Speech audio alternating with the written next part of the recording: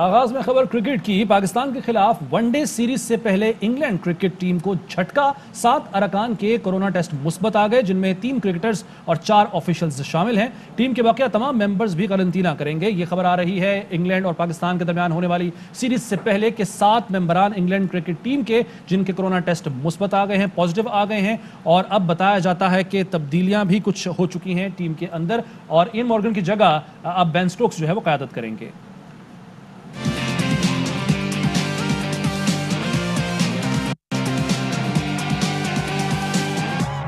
पाकिस्तान के खिलाफ सीरीज के आगाज से सिर्फ 2 दिन पहले इंग्लिश टीम मुश्किल में आ गई। 7 अरकान के कोरोना टेस्ट मुस्बत आ गए। इंग्लिश क्रिकेट बोर्ड का कहना है कि मुस्बत आने वालों में 3 क्रिकेटर्स और 4 ऑफिशियल्स शामिल हैं। टीम के बकिया मेंबर्स भी मुतासिर होने वालों के करीब थे, इसलिए वो भी आइसोलेशन में चले गए हैं। ऑलराउंडर बेन स्टोक्स की स्क्वाड में वापसी, इयन मॉर्गन की जगह टीम की क़यादत करेंगे। पीसीबी का कहना है पहला वनडे शेड्यूल के मुताबिक 8 जुलाई को कार्डिफ में खेला जाएगा। England and Wales cricket board ने पाकिस्तान के खिलाफ वनडे सीरीज के लिए 18 रुकनी नए स्क्वाड का ऐलान कर दिया है और टीम की क़यादत बेन स्टोक्स करेंगे। बात करेंगे नुमाइंदा खुसूसी बराए खेल शाहिद हाशमी साहब हमारे साथ मौजूद हैं। शाहिद साहब, सबसे पहले तो ये बताएगा कौन कौन शामिल है नए स्क्वाड में?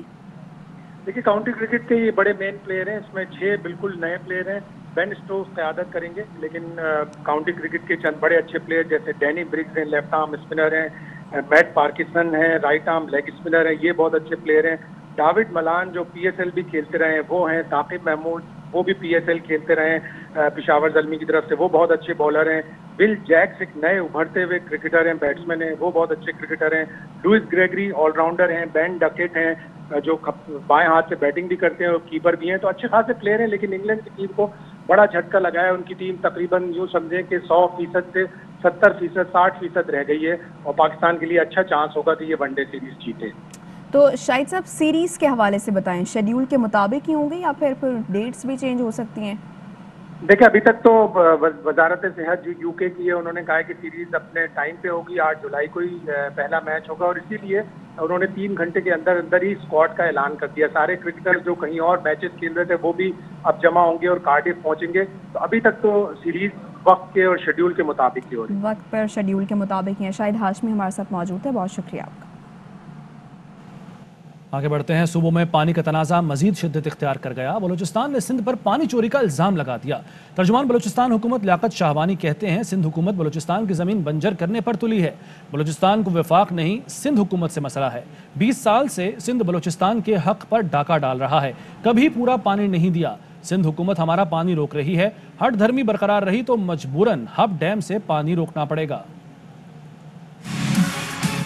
सिंध गवर्नमेंट जो है बलूचिस्तान की जो ज़ख़ीर ज़मीन है उनको बंजर करने पे तुली हुई। सिंध गवर्नमेंट पंजाब से कंप्लेन कर रहा है, वो सिर्फ 17% उनको कमी का सामना है। सिंध जो है बलूचिस्तान को 42% शॉर्टफॉल पे हमें पानी फराम कर रही है, तो हमें नुकसान हो रहा है 75 से 77 अरब रुपए। बलूचिस्तान एंड टेल पे है और इरसा का जो पानी है वो थ्रू सिंध जो है बलूचिस्तान को मिलती है। हमारा हिस्सा जो है गुज़िश्ता 20 साल में सिंध ने कभी पूरा नहीं। मुझे नवाबजादा तारिक मक्सी साहब जो इरिगेशन मिनिस्टर है उन्होंने बताया सक्कर में इस बाबत उन्होंने ये कंप्लेन जब रेज किया तो मुराद अली शाह साहब ने यकसर इनकार कर दिया और उसने कहा कि हम आपको पूरा पानी फराहम नहीं करेंगे। कांस्टेंट एक प्रैक्टिस है सिंध गवर्नमेंट की जानिब से। मैं इसको पानी पे डाका डालने का मुतरादिफ करार देता हूँ। अगर सिंध गवर्नमेंट का ये हटदर्मी बरकरार रहा तो इसके अलावा हमारे पास कोई हल नहीं रहेगा कि हम जो है अब डैम का पानी रोक दें। इमरान की सूरत में इस्टेब्लिशमेंट की चॉइस मुसल्लत करने का नतीजा कौम ने देख लिया है। चॉइस सिर्फ अवाम की होनी चाहिए। इस्लामाबाद हाई कोर्ट में पेशी के बाद मरियम नवाज का कहना था पीडीएम ने बड़े मकासद हासिल किए, पागल नहीं है, इतनी जिद्दोजहद के बाद डील कर लें। जहां शहबाज शरीफ खुद हों वहां हमारी ज़रूरत नहीं रहती। चॉइस सिर्फ और सिर्फ अवाम की होनी चाहिए। इस्टेब्लिशमेंट की चॉइस कोई मायने नहीं रखती। इस्टेब्लिशमेंट की चॉइस जब इमरान खान की सूरत में कौम पर मुसल्लत की जाती है उसका नतीजा पूरी कौम ने देख लिया। पीडीएम के सवात के जल्स में मेरी नुमाइंदगी भी और पूरी पीएमएलएन की नुमाइंदगी शहबाज शरीफ साहब ने की। जहां वो प्रेजेंट होते हैं वहां हमारी ज़रूरत नहीं होती। फ्री एंड फेयर इलेक्शन अगर हुए तो उसमें PMLN ओवरवेलमिंग मेजॉरिटी के साथ जीतेगी। अवाम के और उनके मुंतखब नुमाइंदों के रास्ते में ना आए, और अगर आपने इसमें ये करने की कोशिश की तो इसके बहुत बहुत दूर तक इसके नतीजे होंगे। PDM अवाम को ये बावर कराने में कामयाब हो गई है। इससे ज्यादा नालायक हुकूमत 73 सालों में नहीं आई। पूरी PTI आपस में गुत्थम गुत्था है। ये हुकूमत जब जाएगी दोबारा नहीं आएगी। इतनी जिद्दोजहद करने के बाद क्या हम पागल हैं कि किसी दिन खड़े होकर डील कर लेंगे? आपको पहले अपने घर को देखना चाहिए। बदलते हुए सियासी हालात और अपने पर्सनल हालात हैं, उनको मनूज़े खातिर रखते हुए आपको पाकिस्तान की फॉरेन पॉलिसी नहीं बनानी चाहिए। आपकी सियासी स्टैंडिंग है, फॉरेन पॉलिसी उससे लिंक नहीं होनी चाहिए, वो कौमी पॉलिसी है। इससे पहले इस्लामाबाद हाईकोर्ट में मरियम नवाज, कैप्टन रिटायर्ड सफदर और नैब की अपीलों पर समाअत हुई। अदालत ने एवनफील्ड रेफरेंस में नैब अपीलों को अलग कर दिया। मरियम नवाज और नैब की अपीलों पर समाअत के लिए अलग अलग तारीखें दे दी गईं। वकील मरियम नवाज ने कहा कि केस के मेरिट पर दलाल देने के लिए मुझे वक्त चाहिए। जस्टिस आमिर फारूक ने कहा कि केस को अभी मुलतवी करते हैं, मगर केस को शुरू करना है। केस को हफ्ते में 1 दिन या दिन रखने का फैसला करेंगे। आइंदा हफ्ते दलाइल नहीं देना चाहते तो सरदार मुजफ्फर को दलाइल का कहते हैं। मरियम नवाज की जानिब से केस को 3 हफ्ते मुलतवी करने की इस्तदा की गई। अदालत ने मरियम नवाज की दरख्वास्त मंजूर करते हुए समाअत 15 जुलाई तक मुलतवी कर दी, जबकि नैब की अपीलों पर समाअत 28 जुलाई को होगी। इस्लामाबाद हाई कोर्ट ने न्यूयॉर्क फ्लैट केस में जमानत की दरख्वास्त पर आसिफ अली जरदारी को कल तलब कर लिया है। अदालत ने साबिक सदर की गैर मौजूदगी में जमानत देने की इस्तदा को भी मुस्तरद कर दिया।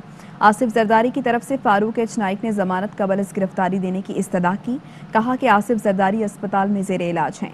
हाजिरी से इस्तिस्ना की दरख्वास्त भी दी है। अदालत तलब करेगी तो आसिफ जरदारी पेश हो जाएंगे। अदालत साबिक सदर की गैर मौजूदगी में दरख्वास्त जमानत मंजूर करे। नून लीगी रहनुमा शाहिद खाकान अब्बासी की नैब पर तनकीद। बोले हुकूमती शख्सियात तक ने कह दिया कि आप नैब चला लें या हुकूमत। जितना नुकसान नैब ने मुल्क को पहुंचाया किसी और इदारे ने नहीं पहुंचाया। आज 20,000 अरब से जायद के स्कैंडल हैं, नैब खामोश बैठा है। मुझ पर केस है कि LNG टर्मिनल नहीं लगना चाहिए। यहाँ तो 6 दिन LNG बंद रही तो मुल्क बैठ गया। 3.25 रुपए बिजली महंगी कर दी गई। CNG का पता नहीं, कोई जवाबदेह हैं। आज करप्ट तरीन हुकूमत इक़्तिदार में है। सेक्रेटरी पेट्रोलियम में सेनेट में कह चुके हैं मुल्क चलाएं या नैब चलाएं, जब तक नैब होगा तो हमारा महकमा नहीं चल सकता। पेट्रोलियम के जो स्पेशल असिस्टेंट है कह चुके हैं नैब के होते हुए मुल्क में तरक्की नहीं हो। इतना नुकसान नैब ने इस मुल्क को पहुंचाया है, किसी दूसरे इदारे ने नहीं पहुंचाया। 20 से ज्यादा बड़े स्कैंडल है मुल्क के अंदर, नैब खामोश बैठा है। आज नैब इस्तेमाल हो रहा है इस हुकूमत की करप्शन को छुपाने के लिए, मुजरिमों को बचाने के लिए। पाकिस्तान की करप्ट तरीन हुकूमत इक़्तिदार में केस ये है कि LNG टर्मिनल नहीं लगना चाहिए था, तो नुकसान हुआ है। यहाँ पर काबीना मीटिंग कर रही है कि 6 दिन LNG टर्मिनल बंद रहा है, पूरा पाकिस्तान बैठ गया। बजट पास हुआ है, पहले ही बिल के अंदर 3.25 रुपए बिजली बढ़ गई। इसमें से चले रूल एडजस्टमेंट हमने मान ली, बाकी 1.5 रुपए बिजली क्यों बढ़ी है? ये महंगाई और बढ़ेगी। आप CNG के हालात देख लें, CNG की कीमत आज क्या है? ये मामला को समझाने वाला मुल्क के अंदर है। केस खत्म करें। हम कश्मीर के अवाम को भी अपनी राय के इजहार का मौका नहीं देना चाहते। इस इलेक्शन को भी चोरी करना चाहते हैं। क्या कश्मीर का मौका मजबूत होगा इस इलेक्शन की चोरी से? नवाज शरीफ साहब से भी माजरत कर चुका हूँ, राना तनवीर साहब से भी कर चुका हूँ कि मेरे बात सियाक व सबाक से कॉन्टेक्ट से हटाकर उसके असल बातें काट कर जो बताई गई है, ये सहाफत मुझे काबिल कबूल नहीं है। 2 महीने पीक के अलावा 10 महीने 30% बिजली इजाफी रहती है। इसका जवाब कौन देगा? वफाकी वजीर हमाद अजहर ने शाहिद खाकान अब्बासी के बयान पर रद्द-ए-अमल देते हुए कहा, 8 साल में आपने 26,000 मेगावाट के बिजली के महंगे मुआहिदे किए हैं। आप मुल्की वसाइल छोड़कर इम्पोर्टेड फ्यूल पर पावर प्लांट्स लगाने का भी जवाब दें। पहले खुद ही सारा पावर जनरेशन का सिस्टम इम्पोर्टेड फ्यूल पर लगाया, अब खुद ही वावेला कर रहे हैं। जवाब तो देना ही पड़ेगा। जो बसंत नून लीग में चल रही है उसमें चचा भतीजी की और भतीजी चचा की गुड्डी काट रही है। मुआविन खुसूसी पंजाब फिरदौस आशिक अवान का तंज कहती हैं शहबाज शरीफ के बतौर सदर बाइख्तियार होते नजर आ रहे हैं और जाली राजकुमारी शाही महल तक महदूद हो गई हैं। उनका मुकमुका आज भी सिर्फ अपनी जायदादों तक महदूद है। कहीं चचा भतीजी की गुड्डी काट रहा है और कहीं भतीजी चचा की गुड्डी काट रही है। बसंत जो नून लीग के अंदर चल रही है, नून वर्सेस शीन जो मैच जारी है। अब कश्मीर के इलेक्शन में टिकटों के दौरान भी सबने देखा कि हर एक ने अपने अपने दरबारी पे ठप्पा लगाया, लेकिन अल्टीमेटली शहबाज शरीफ पार्टी के सदर के तौर पे बाख्तियार होते हुए नजर आ रहे हैं और जाली राजकुमारी जो है वो शाही महल तक महदूद होती दिखाई दे। हवा में लहराती हुई पतंग पता चल जाए कट रही है, उसके पीछे भाग के लूटने वाला टोला भी एक होता है। मरियम को आप उस कैटेगरी के साथ जोड़, कारोबारी लोग थे जिन्होंने सियासत में आके नई टर्मिनोलॉजी मुतारिफ कराई के मुकमका। आज भी मुकमका का महवर और मरकज अपनी जायदादें, अपने महल, शाही खानदान का दौर, लुट्टो और फुटो के मजे हैं। तो मुकमका अवाम ने करना है इनके साथ। पाकिस्तान के मफरूर इश्तिहारी, सबसे पहले मुकमका की शर्त अवाम की ये होगी कि वो पाकिस्तान आए। जब तक वो पाकिस्तान नहीं आते, पाकिस्तान के अवाम उनके साथ कोई मुकमका नहीं करें। वफाकी वज़ीर असद उमर कहते हैं वज़ीर आज़म ने गवादर नॉर्थ फ्री जोन का इफ्तिताह किया। ये पहले फेज से 35 गुना बड़ा इंडस्ट्रियल जोन है। गवादर में सरमायाकारों की दिलचस्पी में इजाफा हो रहा है। तकरीबन $1 अरब की सरमायाकारी मुतवक्के है। इस वक्त बलूचिस्तान में जो जारी तरक्याती काम हो रहे हैं वो इससे पहले कभी नहीं हुए। हमने गवादर के दौरे के अंदर नॉर्थ फ्री जोन जिसका इनॉग्रेशन की है, गवादर का पहला फेज था, उससे 35 गुना ज्यादा बड़ा ये इंडस्ट्रियल जोन है। इससे जाहिर होता है कि इन्वेस्टर्स का कितना इंटरेस्ट जनरेट हो रहा है। इनसे इन्वेस्टर्स ने भी ज्वाइन किया और उन्होंने बताया कि किस किस्म के इन्वेस्टमेंट प्लान्स यहाँ पर देख रहे हैं और $1 अरब से ज्यादा की इन्वेस्टमेंट्स हैं। उन्होंने अपने प्लान्स के बारे में बताया वजीर आजम को। नवंबर के अंदर बलूचिस्तान के इन अजला के लिए एक बहुत बड़े तारीखी पैकेज का ऐलान किया था, उसका भी वजीर आजम ने रिव्यू किया। 600 अरब रुपए से ज्यादा का पैकेज था, उससे 53 मंसूबे जो हैं वो इस साल के PSDP के अंदर शामिल कर लिए गए हैं। एक्टिविटी के लिए वाईफाई की सहूलत देनी थी, वो भी केज डिस्ट्रिक्ट के अंदर शुरू हो गया। 1200 अरब रुपए से ज्यादा के मंसूबे हैं और पाकिस्तान की तारीख में जितना तरक्याती काम इस वक्त बलूचिस्तान के लिए वजीर आजम इमरान खान की हिदायत के मुताबिक किया जा रहा है, आज तक पहले नहीं हुआ। चीफ मिनिस्टर जाम कमाल का इसमें बड़ा एक कलीदी रोल है और ये सारा काम जो है वो ज़ाहिर है बलूचिस्तान हुकूमत के साथ शराकत के साथ हो रहा है। सिंध में मैट्रिक के इम्तहानात में इंतजामिया नकल रोकने में नाकाम हो गई। तलबा भी अपने मुस्तकबिल से खेलते रहे। कहीं पर्चा व्हाट्सएप पर आउट हुआ तो कहीं हलशुदा पर्चे तलबा तक पहुंचते रहे। अंदरून सिंध मैट्रिक इम्तहानात में धड़ल्ले से नकल का बाजार गर्म रहा।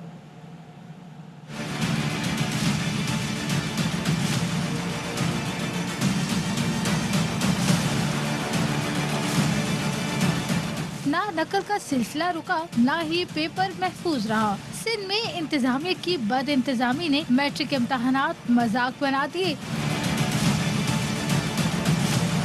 सक्खर में नकल माफिया ने महकमा तालीम के दावों को खुल्लम खुल्ला चैलेंज किया। रियाजी का पर्चा सोशल मीडिया पर दस्तयाब था। इम्तहानी मराकज के बाहर दफा 144 के बावजूद खवातीन का रश रहा।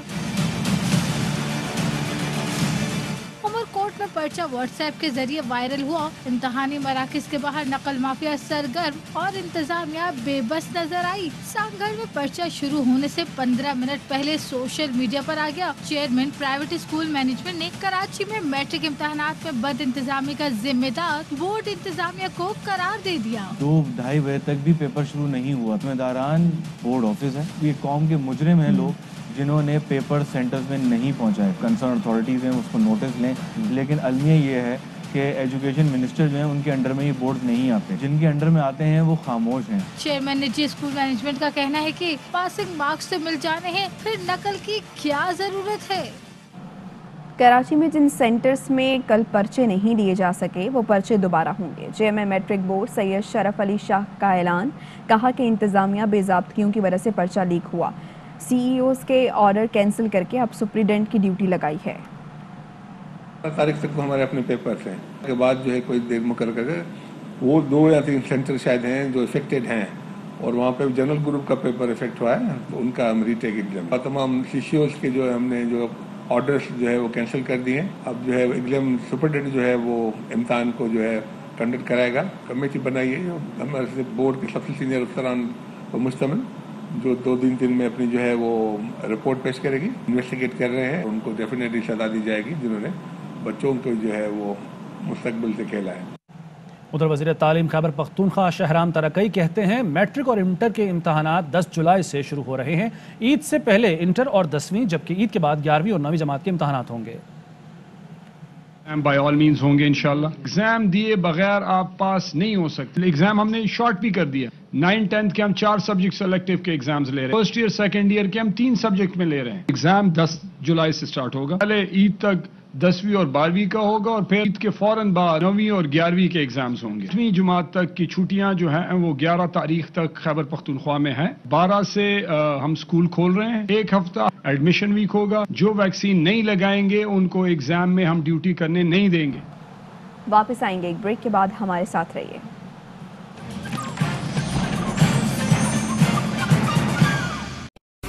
अहम तरीन खबरें अब एक क्लिक की दूरी पर। आपके पसंदीदा टॉक शोज हों या अहम मुल्की या गैर मुल्की शख्सियात की न्यूज कॉन्फ्रेंसेस, हर लम्हा बाखबर रहने के लिए सब्सक्राइब करें हमारा YouTube चैनल। मौसम की सूरत हाल हो या खेल के मैदान से खबरें, अपने मोबाइल फोन से मुल्की और बैनुल अक़वामी अहम खबरों तक रसाई के लिए डाउनलोड कीजिए मोबाइल ऐप। बावसूख ज़राए से मुसद्दिका खबरों, तज्ज़ियों और तबसरों से मुस्तफ़ीद होने के लिए विजिट कीजिए पाकिस्तान की सबसे बड़ी न्यूज वेबसाइट www.arYnews.tv। इन सब के अलावा पाकिस्तान का सबसे बड़ा फेसबुक पेज हो, सबसे बड़ा न्यूज इंस्टाग्राम अकाउंट या फिर ट्विटर, ARY न्यूज पहुंचा रहा है खबरें सबसे पहले आप तक, ताकि आप रहें हर लम्हा बाखबर।